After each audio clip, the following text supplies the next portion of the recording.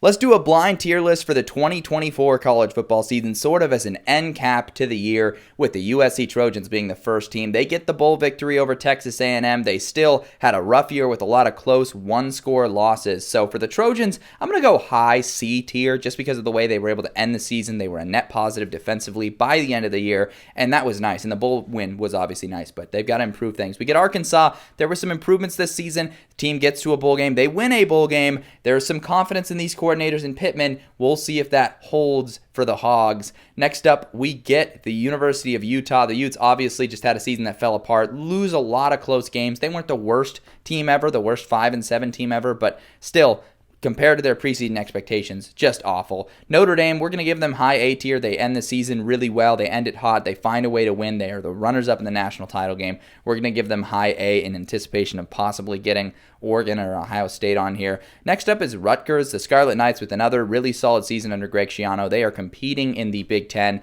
They did lose to USC this season, though, so we'll put them one spot below the Trojans in C tier. Next up is the Kentucky Wildcats. They were a team that looked like they could actually hang with some guys this year, and they did hung with Georgia, and they beat Ole Miss, but at the end of the day, they just collapsed down the stretch. Next up is Alabama, an extremely volatile team this season, but the highs were pretty high. They beat Georgia at one point, but obviously collapsing in that bowl game, losing to Oklahoma, some pretty bad lows there. Purdue's going to be an easy bottom one. They were easily the worst power conference team this season, got boat raced in just about every game.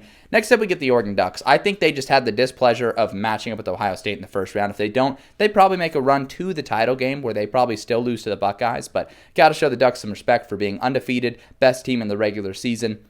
Maryland had a bit of a tough transition season under Mike Locksley, but still had a few random bright spots in there. I think that's a good spot to slip them in D tier. Next up is Cal, and I see this spot opening up for them. That makes sense right there after making a bowl game, losing a bowl game under Justin Wilcox. Cincinnati, going to fill in here at D tier. Definitely a lot of positives. They were competitive in Big 12 play, but again, missing a bowl game is just tough. We get Texas A&M next. The Aggies are a team that was also a tad bit inconsistent. They were in a great position to make the SEC title game, but sort of lost a bunch of games down the stretch, including one to USC, but we'll still give them that spot for the position they were in. Michigan State going to get overranked a little bit here, but in year one, some positives under Jonathan Smith.